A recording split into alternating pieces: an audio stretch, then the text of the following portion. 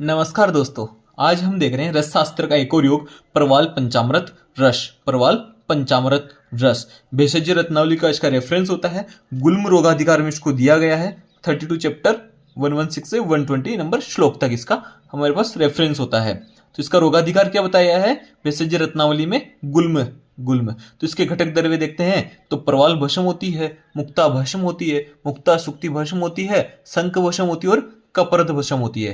कपर्द भस्म होती है। ये सारे जो भी लिए जाते हैं इसमें से प्रवाल भस्म 2 पार्ट में ली जाती है, बाकी मुक्ता भस्म, मुक्ता सुक्ति भस्म, शंख भस्म और कपर्द भस्म ये सब एक एक पार्ट में लिए जाते हैं। इसमें जो भावना दी जाती है वो अर्क दूत की दी जाती है। ये 6 पार्ट लिया जाता है। मतलब उन पांचों का जो जितना पार्ट लिया आपने उतना पार्ट ही आपने भावना द्रव्य अर्क दूत का लेना है। अब देखते हैं इसकी ट्रिक, याद करते हैं इसकी घटक द्रव्यों की ट्रिक जो होती है।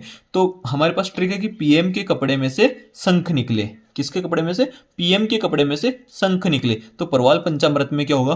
पी यानी प्रवाल भस्म, एम यानी मुक्ता भस्म, कपड़े यानी कपर्द भस्म, में से यानी मुक्ता सुक्ति भस्म और शंख निकले यानी शंख भस्म। क्या क्या हो गई? पी से प्रवाल भस्म, एम से मुक्ता भस्म, कपड़े यानी कपर्द भस्म, में से यानी मुक्ता सुक्ति भस्म और शंख निकले यानी शंख भस्म। ये हम लेते हैं।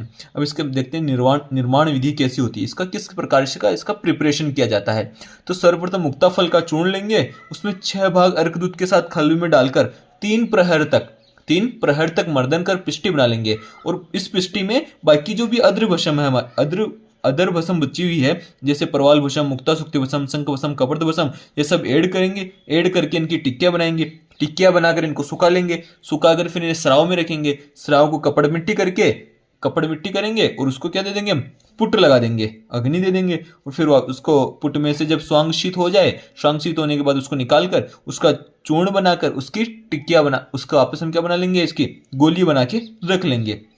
तो जैसे हमारे पास प्रवाल पंचामृत या तो गोली बनाकर रख लेंगे, उस चूर्ण को ही डायरेक्ट रख सकते हैं। इसकी जो मात्रा बताई है वो 3 रत्ती तक आप दे सकते हैं, 1 से 3 रत्ती तक। अनुपान के रूप में क्षीर, मधु, उष्ण जल आदि का उपयोग किया जा सकता है। थेरेपेटिक यूज में हम देखते हैं तो आन्हा, गुल्म, उदर रोग, पलीहा रोग, काश, श्वास, अग्निमांद्य, अतिसार, मूत्रगति आदि, हृदय रोग में और पित्तज रोगों में। मेनली याद रखिएगा आप गुल्म रोग में, गुल्म तो इसका रोगाधिकार है, बाकी आप याद रखिएगा इसको पित्तज रोगों में दिया जा सकता है। काश, श्वास और अग्निमांद्य, अतिसार। ये अग्निमांद्य होने के कारण ही अतिसार होता था।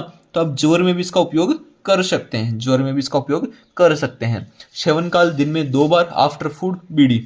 काल मर्यादा 8 से 24 दिन तक इसका उपयोग कर सकते हैं लगातार आप। अवस्था अनुसार प्रयोग कि कौन कौन से रोग में इसका किस प्रकार से उपयोग करना है। तो अगर अपचन है, इनडाइजेशन है, तो इनडाइजेशन में आप प्रवाल पंचामृत रस को अम्ल वर्ग के रस के साथ, अम्ल वर्ग यानी नींबू के सवरस के साथ आप इसको दे सकते हैं। पित्तज गुल्म है तो प्रवाल पंचामृत रस को आंवला की क्वाथ के साथ देंगे। अगर प्लीहा वृद्धि है, स्प्लिनोमिगेली है तो प्रवाल पंचामृत रस को ताजे दही के जल के साथ यानी मट्ठे के साथ देंगे।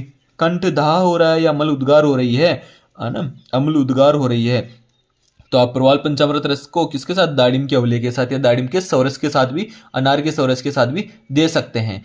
काश एंड श्वास रोग में प्रवाल पंचामृत रस को आद्रक शौरस और मधु के साथ देंगे। किसके साथ? आद्रक शौरस और मधु के साथ देंगे। अगर पित्तज रोग है तो याद रखिएगा पित्तज रोग में सीतोपलादी चूर्ण और मधु के साथ दे सकते हैं, या फिर आंवला मुरब्बा यूज कर सकते हैं, या फिर आप इसकी जगह गुलकंद का भी उपयोग कर सकते हैं। किसका? गुलकंद का भी उपयोग किया जा सकता है। अब हम देखते हैं इसके दुष्प्रभाव।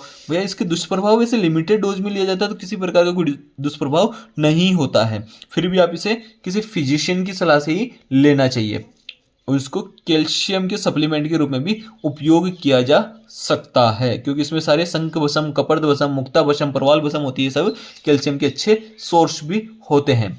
फार्माकोडायनामिक्स। अब हम देखते हैं इसकी फार्माकोडायनामिक्स क्या होती है। फार्माकोडायनामिक्स में देखते हैं एंटी एसिड इफेक्ट होता है, पहले ही बताया, आन्हा रोग में, अग्निमांद्य में और पित्तज रोग में काम कर रही है। एज ए कैल्शियम सप्लीमेंट के रूप में इसका उपयोग किया जा सकता है। कार्डियो प्रोटेक्टिव होता है, क्योंकि कैल्शियम सप्लीमेंट के रूप में जाएगा तो उसकी मसल्स का कॉन्ट्रैक्शन अच्छी प्रकार से हो सकता है। गैस्ट्रोइंटेस्टाइनल इफेक्ट होता है, पहले ही बताया, अग्निमांद्य, अतिसार सब रोगों में काम करता है। पित्तज रोगों में काम कर रहा है, पित्तज रोग यानी जेट अग्नि के ऊपर काम करेगा। ये एंटी डायरियल इफेक्ट होता है, पहले ही बताया कि अतिसार में इसका उपयोग किया जाता है। एंटी बैक्टीरियल इफेक्ट होता है, ठीक है। अब बात करते हैं इसको। हाँ, एक बात ध्यान रखिएगा, किसी भी प्रकार की औषधि योग को बनाने में आप जब भी लिखेंगे तो उसमें उसका प्रिपरेशन लिखते समय उसमें कौन कौन से उपकरण यूज हो रहे हैं वो भी आपको लिखना पड़ेगा। तो उपकरण में इमाम दस्ता यूज होता है, चम्मच, वस्त्र, खलव यंत्र, थाली, पुट यंत्र, सराव, मुल्तानी मिट्टी। कपड़ा भी, जो मुल्तानी मिट्टी किस लिए यूज होती है, क्योंकि जब हम सराव संपुट करते हैं तो उसके चारों ओर मुल्तानी मिट्टी से लेप करना हो रहता है। ये वो हमारे पास प्रवाल पंचामृत का कंप्लीट रिव्यू। धन्यवाद दोस्तों।